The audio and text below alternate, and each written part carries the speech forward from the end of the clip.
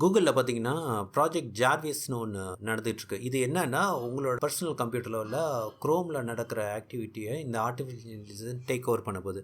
For example நீங்கள் ஒரு flight booking பண்ணுறீங்க, இல்லை ஒரு பர்டிகுலர் ஸ்க்ரீன்ஷாட் எடுக்கிறீங்க, இது எல்லாமே வந்து அதை ஆட்டோமேட் பண்ணி அது பண்ண போகுது கூடிய விரைவில். இது மூலமாக என்னென்னா எவ்ரிடே டாஸ்க்கை வந்து ஆட்டோமேட் பண்ண போகுது.